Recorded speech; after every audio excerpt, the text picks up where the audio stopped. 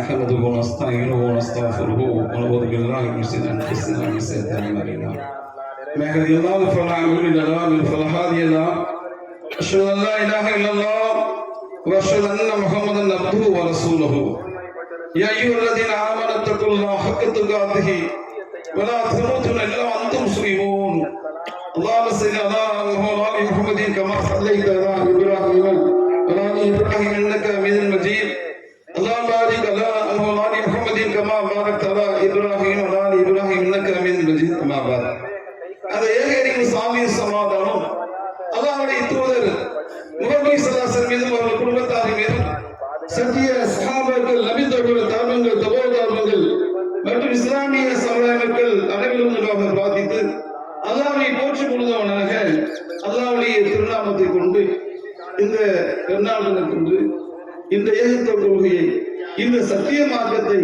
நான் உங்களிடத்துல எடுத்துச் சொல்ல வந்திருக்கிறேன். அன்புமிக்க சகோதர சகோதரிகளே, இந்த உலகத்தில் வாழக்கூடிய நாம் ஒரு நாள் மரணிக்க போகும். அந்த மரணம் என்பது அல்லாஹ்வுடைய தூதன் காட்டி தந்த வழிமுறையில் இருக்கணும்.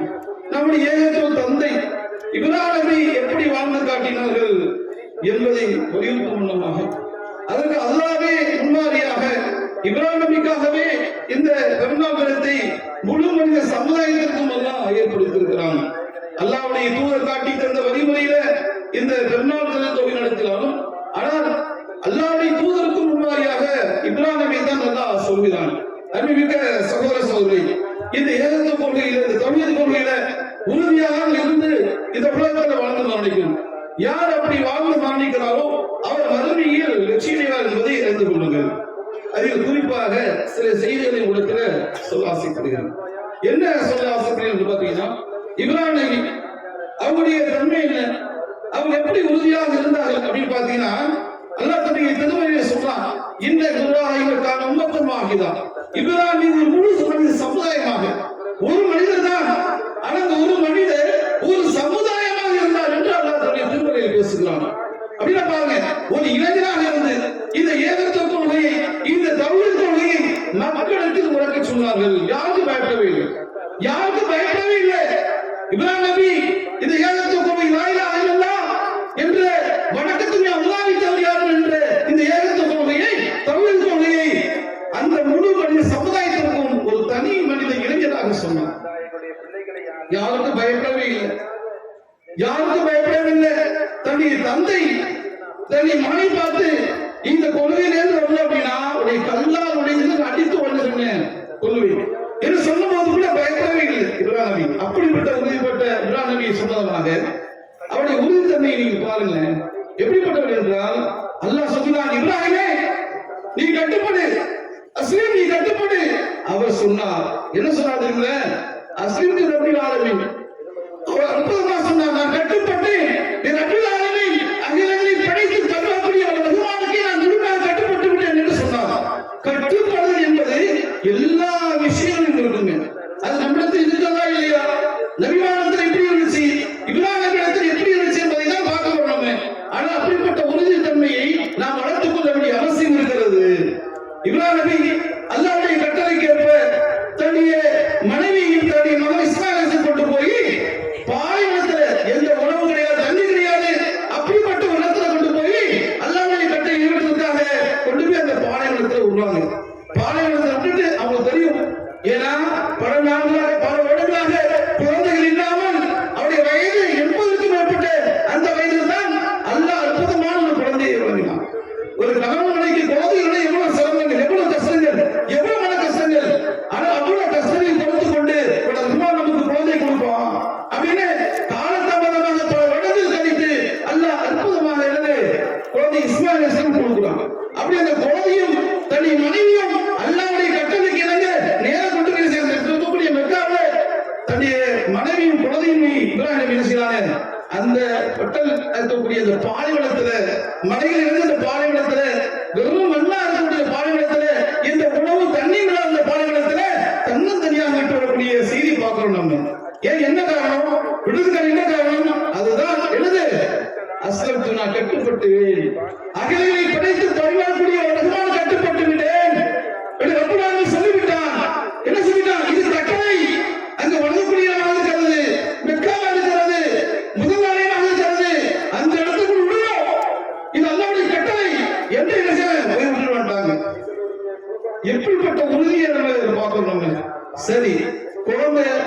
குழந்தை வளர்கிறது.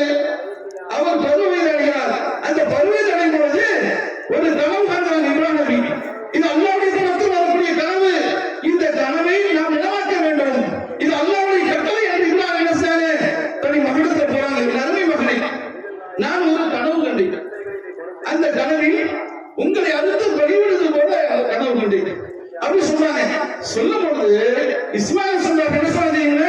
என் அருமை தந்தையே, உங்களுடைய கட்டளை நிறைவேற்றுங்க, உங்களுடைய கட்டளை நிறைவேற்றுங்க. இன்ஷா அல்லாஹ் அல்லாஹ் நாளிலா நான் என்ன செய்வேன், பொறுமையாக நீ பாப்பீங்க என்று சொன்ன வாசகம் எப்படிப்பட்ட வாசகம் தெரியுமாங்க? அருமை மகன் அல்லாஹ்வுடைய கட்டளைக்காக தன்னுடைய மகனை பலி கொடுக்க தயாரார்கள். அருமை மகன் இஸ்மாயில் இஸ்லாம் தன்னுடைய தந்தையுடைய கட்டளை அது. நான் உயிரை கொடுப்பேன் ரஹ்மானுக்காக என்று உறுதியாக நின்றார்கள்.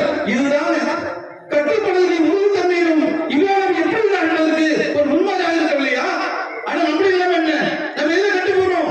அல்லாஹ் ஒரு செய்தி சொல்றா, ஒரு தக்கர முடியுதா, நீங்கள் வச்சாலும் இருந்தார்கள் கட்டு போறோமா? நீங்க தொழுகை நிலையாட்டுங்கள், அது கட்டு போறோமா? நீங்க கொலை செய்யாதீர்கள், அது நம்ம கட்டு போறோமா? நீங்க புற பேசாதீர்கள், அது நம்ம கட்டு போறோமா? நீங்க பொய் சொல்லாதீங்க, அது நம்ம கட்டு போறோமா? இது மாதிரி ஏழை எக்கச்சக்கமான பாவங்கள் அல்லாஹ் தடுத்த பாவங்கள். இவ்வளவு பாவங்களையும் நீங்க செய்யாதீங்களா சொல்றானே. ஆனா அந்த செய்யக்கூடிய சொல்லக்கூடிய அல்லாஹ் சொல்லக்கூடிய எல்லா செய்திகளுக்கும் நான் கட்டுப்பட்டேன், நான் உறுதியாக இருப்பேன் என்று நம்மிடத்தில் இருக்குது அப்படின்னா இல்ல, நம்மிடத்தில் கிடையாது. ஆனால் தயவு செய்து விளங்கிக் கொள்ளுங்கள், இப்ராஹிம் நபியுடைய அந்த தன்மை 80 வயசுக்கு மேல ஒரு முன்மாதிரியாக இப்ராஹிம் இடத்துல மீசை கத்தரி தாடி விட்டு அக்கல் முடிகளை கலட்டி அதை சுத்தம் செய்து அப்படி இருந்த முன்மாதிரியாக அல்லாஹ்வுடைய தூதர் இப்ராஹிம் இருக்கிறது. அது மட்டுமா, விருத்த சேதனம் 80 வயதுக்கு மேல ஒரு மனிதனுக்கு விருத்த சேதனம் செய்ய வேண்டும் என்று அல்லாஹ் கட்டளையிடும் பொழுது நான் கட்டுப்பட்டேன். 80 வயசுக்கு மேல ஒருத்தர் விருத்த சேதனம் பண்றானா எவ்வளவு வழி. ஆனால் என்ன செஞ்சாங்க இப்ராஹிம் நபி? அல்லாஹ்வுக்காக உறுதியாக நின்றார்கள். நபிமிக்க சகோதர சகோதரிகளே, இந்த உலகத்துல வாழணும், எவ்வளவு காலம் வாழ போறோம் தெரியாது, குறைந்த கால அளவு தான். ஆனா இந்த குறைந்த கால அளவை நாம் அல்லாஹ்வுக்கு முற்றிலும் கட்டுப்பட்ட ஒரு நல்லடியனாக, ஒரு தௌஹீத்வாதியாக இப்ராஹிம் நபி எப்படி உறுதியாக இருந்தார்கள், அந்த உறுதி தன்மையோட உறுதிப்பாடோடு இந்த உலகத்தை நாம் வாழ்ந்து வந்திருக்க வேண்டிய அவசியம் இருக்குது. சகோதர சகோதரி, அலட்சியம் வேண்டாம். வாழ்க்கை குறைந்த நாட்கள் தான் இருக்கிறது, சில மணி நேர வாழ்க்கை தான். ஆனால் மரணிப்பதற்கு முன்னாடி நான் இப்படிதான் வாழ்ந்தேன். ஆனால் நபிமார்களும் இந்த இப்ராஹிம் தந்தையாக இப்ராஹிம் உறுதியாக இருந்தால் ஏகத்தை போடி மக்களுக்கு சேர்க்கிறோம். நம்ம சேர்க்கிறோமா? அதுக்கு அடிவாத வாங்குறோமா? நம்ம போறாங்களா? ஏதாச்சும் ஒரு துருவம் எடுத்து போறோமா? ஒரு குர்ஆன் மாற்று வசனம் கொடுக்குறோமா? பக்கத்துல அக்கம் பக்கம் சொந்த பந்தங்கள் மாற்று வசனத்தை போய் கணக்கு தெரிஞ்ச அல்லாஹ் ஒருவன் தான் யார் மொழியை சொல்றோமா? குடும்பத்தாளத்துல தாய் தந்தை சொல்றோமா? அவங்க தர்காவா இருக்கிறார்கள், ஹங்கரியில கலந்துக்கூடிய இருக்கிறார்கள், வளர்ச்சியில கலந்துக்கூடிய இருக்கிறார்கள். ஆனா இப்படிப்பட்ட இடத்துல நம்ம செய்தி என்ன சொல்றோமா? சொல்றது கிடையாது. நம்முடைய சொந்த பந்தத்துக்கு ஏன் சொந்த மனைவிக்கு சொல்ல மாட்டேங்கிறமே, என்ன நம்முடைய உறுதிப்பாடு, நம்ம நிலைமை என்ன? மறுமை நாள் அல்லாஹ் நம்மளை விசாரிக்கும் பொழுது நம்மிடத்தில் என்ன இருக்கு? ஒண்ணுமே இருக்காது. நம்மிடத்தில் ஒண்ணுமே இருக்காது. 10ஓடு 11 அப்போது ஈடுபடுப்போம். 1001 ஒன்றே சொல்றதுக்கு ஒரு திசாமி திசாத்து செய் 999 நடத்திருப்போம் என்று அல்லாஹ் மறுமை நாள்ல ஆதம் அழைத்து சொல்வாரு. அப்படி 1001ஆக நம்ம இருக்கக்கூடிய மக்களாக இருக்கிறோம். பல்லாயிரக்கணக்கான மக்கள், பல்லாயிரக்கணக்கான கோடி மக்கள் மறுமையால் மகசர் இடத்தில் நிற்கும் பொழுது, அல்லாஹ்வை சந்திக்கும் பொழுது, ஒரு ரஹ்மான் படைத்த ரப்பலாயின் அல்லாஹ்வை சந்திக்கும் பொழுது நான் நிறைய பாவம் செஞ்சு வச்சிருக்கேன், என் நிலைமை இல்லை. நம்ம மறுமையால் எப்படி எல்லாம் சந்திக்கிறது? நான் அநியாயக்காரன் இருக்கிறேன், ஒரு பாவம் செய்யக்கூடிய ஒரு அநியாயக்கார அக்கிரமக்காரன் இருக்கிறேன். நான் நல்லவனா கெட்டவனா எனக்கு தெரியும், அல்லாஹ்வுக்கு தெரியும். அப்ப நான் நல்லவனாக இருந்தால் நான் எது மாதிரி காரியங்கள் செய்வேன், கெட்டவனாக இருந்தால் எந்த மாதிரி காரியம் செய்து கொண்டிருக்கிறேன். ஒரு ரஹ்மான் மறுமையில பிடிப்பானே. அன்புமிக்க சகோதர சகோதரி, கவனமாக இருங்க. இந்த கால சூழ்நிலை சரியில்லை. அல்லாஹ் சோதனைக்கிடமாகிறான். ஒவ்வொரு இடங்களிலும் மோசமான நிலைமை தள்ளப்படுகிறது. விளையாட்டுகள்ல இன்னைக்கு இப்ப நியூஸாக இருக்கிறது, உயர் நீதிமன்ற தீர்ப்பு என்னது? நீங்கள் உரிமை பெற்ற இடமெல்லாம் குர்பானி கொடுக்க வேண்டும். பாருங்க, உரிமை பெற்ற இடங்கள் தான் குர்பானி கொடுக்க வேண்டும். அப்படி இன்னும் சில ரூல்ஸ் போட்டு சட்டம் ஏற்றக்கூடிய சீரப்பாக புதுசா இருக்குது. இது புதுசா இருக்கிறது. அப்ப நம்ம என்ன செய்யறோம்? அப்ப வரக்கூடிய சூழ்நிலை மோசமான சூழ்நிலைக்கு நாம் தள்ளப்போம். கவனமாக இருக்கணும், கொள்கை மொழியாக இருக்கணும். படைச்ச ரப்பனான் அல்லாஹ் மேல என்னது முழு நம்பிக்கை வைக்கணும். எந்த சூழ்நிலையும் சரி என் ஈமானை இழக்க மாட்டேன். உறுதியாக இருப்பேன். என் மனைவி மூலியமாக, என் தாய் தந்தை மூலியமாக, என் மகன் மூலியமாக எவ்வளவு சோதனை இருந்தாலும் சரி நான் உறுதியாக இருப்பேன். இந்த காடு ரப்பன் அல்லாஹ் நிச்சயமாக என்னை படைத்த ரப்பனான் அல்லாஹ் என்று நான் உறுதியாக இருக்கிறேன். அந்த உறுதியில ஒரு பிழை மாற மாட்டேன். உறுதியாக இருப்பேன். எந்த சூழ்நிலை எந்த பிரச்சனை வந்தாலும் சரி நான் வளைந்து கொடுக்க மாட்டேன். எந்த காரணமும் சாக மாட்டேன். ஏன் படைத்த ரப்பனான் அல்லாஹ்வுக்கு முழுமையாக கட்டுப்பட்டு வாழ்வேன் என்ற உறுதித்தன்மை இருந்தாதாங்க. அப்படி உறுதித்தன்மை இருந்தாதான் நம்முடைய வாழ்க்கை சிறக்கும். மறுமையை நாம் சொத்து சொல்ல முடியும். நம்மளால் நரகத்துக்கு செல்ல முடியாது. நரகம் என்பது மோசமானது. அதுக்கு 70,000 கடிவாளம் இருக்கிறது. ஒவ்வொரு கடிவாளத்துக்கும் 70,000 வழக்கம் இருக்கிறாங்க. அது பாவியை பார்த்து அழைக்கும். அது குமரும் சமம் கொடுக்கும். வா, நீ ரெடியா இருக்கியா? பாவிகளே வாங்க, நான் உங்களுக்காக இருக்கிறேன். வாங்க, உங்களை தூக்கி உள்ள போட்டு என்ன செய்யறேன்? உங்களை கருகி செய்கிறேன் என்று எழுது. நரகம் பார்த்துக் கொண்டிருக்கிறது. அல்லாஹ் கேட்பான் நரகத்தை பார்த்து, நரகமே என்ன நிரம்பிட்டியா? அது சொல்லுமா, அல்லாஹ் இருக்கிறாங்க பாவிகள் கொண்டா, நான் தயாரா இருக்க ரெடியா இருக்கிறேன் என்று அந்த நரகம் அழைப்பதாக அல்லாஹ் பேசுகிறான் குர்ஆன்ல. அப்ப இந்த நரகத்துக்கு நாம் பயப்படணும். மறுமையில சொத்துக்கு போறோம் அப்படின்னா உறுதிப்பாட்டோட உறுதித்தன்மையாக இருக்க வேண்டிய அவசியம் இருக்குது. சகோதர சகோதரி, கவனமாக இருங்க. வாழ்க்கை கொஞ்ச காலம்தான். அந்த வாழ்க்கையை படைத்த ரப்பனான் அல்லாஹ்வுக்காக வாழ்ந்து போங்க. படைச்ச ரப்பனான் வாழ்ந்து போங்க. நபிமார்கள் பட்ட கஷ்டங்கள், துன்பங்கள், நபிமார்கள் கொலை செய்யப்பட்டார்கள். ஒருவர் சாப்பாட்டுக்கு உணவு இல்லாமல் அழைக்கப்பட்டார்கள். அவ்வளவு சிரமப்பட்டார்கள். அல்லாஹ்வுடைய தூதரும் சரி, நபிமாரும் சரி, சத்திய சஹாபாக்களும் சரி, அல்லாஹ்வுடைய பாதையில தன்னை ஊழி பழகிட்டார்கள். உணவு உலகில சொந்த ஊரை விட்டு போனாங்க. பசிப்பட்டது கலந்தாங்க. அல்லாஹ்வுடைய பாதை வீட்டாக பண்ணாங்க. அப்படி வீட்டு மீது இருக்கும்போது அடக்க செய்வதற்கு கூட என்னது பூமியில் அடக்க செய்வதற்கு கபத்து முடியாது. இது கீழே இருந்த புல்லை வைத்து முடிஞ்ச அல்லாஹ் பார்க்கிறோம். முஸஃபின் பேரை பார்க்கிறோம். நிறைய சஹாபாக்கள் பார்க்கிறோம். அப்துல்லாஹ் பின் ஜஹ்ஷ் பார்க்கிறோம். எத்தனை சத்திய சஹாபாக்கள் எல்லாம் அல்லாஹ்வுடைய பாதை வீட்டாக பண்ண என்பதை நமக்கு விளங்குகிறது. சகோதர சகோதரிகளே, கவனமாக இருங்க. அலட்சியமாக இருந்தாங்க. இந்த வாழ்க்கை அற்பமானது, கவர்ச்சியானது. இந்த உலகம் வேடிக்கைதான், ஒன்றுமையாது. மறுமைதான் நிலையான வாழ்க்கை என்பது உண்டு. சொர்க்கத்திற்கான எல்லா வேலையும் செய்யுங்க. அல்லாஹ்வுடைய தூதர் ஒவ்வொரு பெருநாள் தொழுகையும் எடுத்து பார்க்கிறோம். நம்ம ஹதீஸ்ல பார்க்கிறோம். ஒவ்வொரு பெருநாள் தொழுகையும் சொல்கிறார்கள். எப்படி சொல்றாங்க? பெண்கள் பகுதியில் போய்கிட்டு நீங்கள் தான் நரகத்தில் அதிகமாக இருக்கிறீங்க. ஹதீஸ பார்த்தா எல்லா பெருநாள் தொழுகையும் சொல்றாங்க. எல்லா பெருநாள் தொழுகையும் சொல்றாங்க, பெண்களே நீங்கள் தான் அதிகமாக நரகத்தில் இருக்கிறீர்கள். காரணம் என்ன? நீங்கள் கணவனுக்கு மாறு செய்றீங்க. நீங்கள் கணவனுக்கு மாறு செய்றீங்க. ஒப்பாரி இருக்கிறீங்க. அது மட்டும் இல்ல, இது போதுங்கிற மனசு வர மாட்டேங்குது.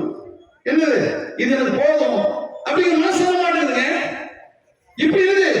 எல்லா விஷயத்திலும் என்னது கவனமாக இருக்கணும். பெண்கள் அதிகமாக நரகத்துக்கு போன காரணம் என்ன? கணவனுக்கு மாறு செய்யறது, ஒப்பாரி வைக்கிறது. அது மட்டும் போதுங்கிற மனப்பான்மை இல்லாம போறது. அப்ப இது ரொம்ப கவனமாக இருக்கு. என்ன காரணம் என்றால் நீங்கள் தான் மறுமை நாளில் நரகத்தில் இறங்குவதாக இருக்கிறீர்கள். இப்படி சொல்றாங்க பெருநாள் சொல்ல. அந்த பெருநாள் முறையில நீங்கள் தான் நரகத்தில் இறங்குவதாக சொல்லி வருது. அல்லாஹ் தனி திருமறை சொல்றான், ஐயோ உள்ளது நாமனுக்கு அன்புசிக்கு மகளிக்கிறாரா, ஐயோ உள்ளது நாமனும் இறப்பிக்கிறது அன்புசிக்கு மகளிக்கிறாரா. உங்களை உங்கள் குடும்பத்தாரையும் நரகத்தில் பாதுகாத்துக் கொள்ளுங்கள். காரணம் என்ன? வகூதன்னாசுல் ஹிஜாரா. அது எரிபொருள் யார் தெரியுமா? கற்களும் மனிதர்கள் தான். நம்ம கற்களும் மனிதர்கள் நம்ம தான். பயப்படணும். அல்லாஹ் பயப்படணும். ஒரு ரஹ்மான் கருணையாளன் தாருஸ்ஸலாம் அமீருக்கு அழைக்கலாம், சுற்றத்துக்கு அழைக்கலாம், உயர்ந்தத்துக்கு அழைக்கலாம். ஆனா அதை விட்டுவிட்டு நான் நரகத்துக்கு தான் போவேன், பாவத்தை தான் செய்வேன், இது உலகத்துக்கு கவர்ச்சி நோக்கி தான் போவேன், ஆடம்பத்தை நோக்கி தான் போவேன் அப்படின்னு நினைச்சா போங்க. எங்க போகுது? நரகத்துக்கா? மறுமையில தப்பிக்க வழி இருக்குதா? யாரும் உதவி செய்வாங்க? ஒரு முஸ்தான் அலாமத்தை செய்வோம்.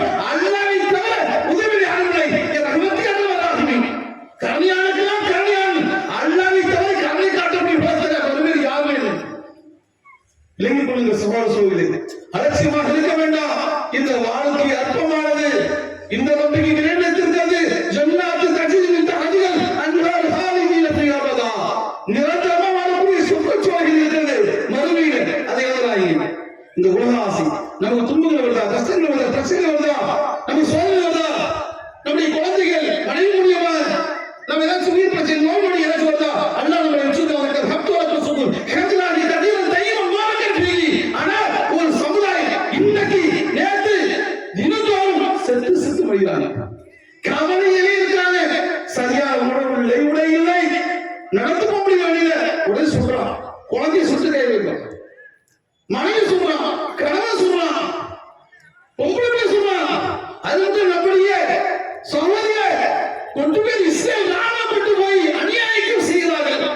பாலியல் பலாத்காரம் செஞ்சு கொன்று குவிக்கிறார்கள். அவ்வளவு மோசமாக இருக்கிறது சொல்லி கவனமாக இருக்கும். இன்றைய சூழ்நிலையும் அப்படிதான் இருக்குது. பாலியல் குற்றச்சாட்டு எங்க பார்த்தாலும் பாலியல் 10 வயசு சிறுமி, 15 வயசு பொம்பளை, இரட்டை குலைகள், கூட்டு பலாத்காரம், மோசமான சட்டம் என்ன? அல்லாஹ் சொல்லக்கூடிய சட்டம் தான். அல்லாஹ் எதை சட்டமா சொல்லிருக்கானோ அந்த சட்டத்தை கொண்டு வராமல் இந்த பாவம் பெரிய பாவங்கள் நடக்கக்கூடிய இந்த விஷயங்கள் எல்லாமே மோசமான விஷயங்கள் எல்லாமே அடிக்கப்படாது, ஒழிக்கப்படாது. சகோதர சகோதரி, அன்பிற்கு சகோதர சகோதரி கவனமாக இருங்க. மரணம் எப்பொழுது வேணாலும் நிகழலாம். உங்கள்ட்ட அன்பா வேண்டிக் கொள்கிறேன். இன்னைக்கு நான் இருக்கேன், நாளைக்கு நான் இருப்பேனா தெரியாது. இன்னைக்கு நீங்க இருக்கீங்க, நாளைக்கு நீங்க இருப்பீங்களா இருக்க முடியாது தெரியாது. அடுத்த பெருநாள், அடுத்த நோம்பு பெருநாள் நாம் உயிரோடு இருப்போமா இருக்க மாட்டோமா தெரியாது. ஆனால் ரஹ்மானை நாம் சந்திக்க போகிறோம். இருக்கிறோம் அல்லாஹ்வுடைய தரிசனம் மறுமையாக சந்திக்கும் பொழுது ரப்பை பார்க்கணும், அவனை பார்க்கணும். ரப்பே நான் அவனை பார்க்கணும், நீங்க மன்னிக்கும். நான் நிறைய பாசம் செஞ்சிருக்கிறேன், நான் நிறைய அநியாயம் செஞ்சிருக்கிறேன், நிறைய அக்கிரமம் செஞ்சிருக்கிறேன், எக்கச்சக்கமான பாவங்கள் செஞ்சிருக்கிறேன். எனக்கு நீ உதவி செய். நீ உதவி செய்யறா, உன்னை கருணை கொண்டு நீ மன்னிக்கிறா, நான் அழிந்தே போகிறேன், மறுமையான சொர்க்கத்துக்கு போகாமல் நரகத்துக்கு போய்விடுவா, எனக்கு உதவி செய்வா என்று உறுதியாக ரஹ்மான் மறுமை நாள் நம்மை பொறுத்துக் கொண்டு நம்முடைய பாவங்களை நாம் மன்னிச்சு அழுகுவாங்க. ஏன் தெரியுமில்ல? குல்கி வாதல்ல சர்ஃபன் ஃபஸ்ஸிகுன தக்லத்து ரஹ்மத்தில்லா இன்னல்லாஹ் யக்ஃபிரு துனூப ஜமீஆ இன்னஹு கஃபூர் ரஹீம். அல்லாஹ் சொல்றான், தன்னை தானே அல்லாஹ் சொல்றான், தன்னை தானே அநீதி அக்கிரமம் செய்து கொண்ட என்னுடைய அடியார்களே, என்னுடைய கருணை அன்பு நேசம் இருக்குல்ல, ஒருபோதும் நீ நம்பிக்கை எழுதுறாங்க, ஒருபோதும் நம்பிக்கை எழுதுறாங்க. ஏன்? இன்னல்லாஹ் யக்ஃபிரு துனூப ஜமீஆ. எவ்வளவு பாவம் செஞ்சா சரி, சிறுபாவம் ஒரு கூட்டமா இந்த பூமியில எவ்வளவு சிறுபாவம் செஞ்சா சரி, நான் மன்னிக்கிறது என்று மிக்க கம்மியாக இருக்கிறேன். என்னுடைய நம்பிக்கை நீ கருணை இருக்குது, அது ஒருவர் நம்பிக்கை இருக்கிறாங்க. இன்னும் முஸ்லீம் அவனாகிறவன் கஃபூரன் மன்னிக்கிற மிக்கவனாக இருக்கிறான் என்று அல்லாஹ் திருக்குறளை பேசுகிறான். சகோதர சகோதரி, கவனமாக இருந்து இந்த பெருநாள்ல இந்த கடல்ல அல்லாஹ்விடத்தில் அதிகமாக பார்த்து செய்யுங்க. அல்லாஹ்விடத்தில் அதிகமாக பார்த்து செய்யுங்க. அல்லாஹ்வுடைய அருள் வேண்டுங்க. இந்த பெருநாள்ல இருக்கக்கூடிய துஆ அல்லாஹ் அங்கீகரிக்கிறான். சகோதர சகோதரி, கவனமாக இருங்க. இந்த உலகம் இருப்போம் ஒண்ணுமே இல்லை. அல்லாஹ்விடத்தில் அதிகமாக கேளுங்க, அல்லாஹ்விடத்தில் கேளுங்க, சுத்தத்தை கேளுங்க, ஜன்னத்தில் சுத்தத்தை கேளுங்க, நரகத்திலே பாதுகாப்பு கேளுங்க, நரகத்திலே பாதுகாப்பு கேளுங்க, உயிர் சுத்தத்தை கேளுங்க. அது மட்டும் இல்லாமல் அல்லாஹ்விடத்தில் அதிகமாக பாவ மன்னிப்பு கேளுங்க. நம்மளையும் நம் குடும்பத்தாரையும் அல்லாஹ் மறுமையில சொர்க்கத்திற்கு கூடிய மக்களாக அல்லாஹ் ஆக்கி நமக்கு அருள் என்று கூறி இதை உரை விஷயம் இஸ்லாம் அலைக்கும் வரஹ்மத்துல்லாஹி.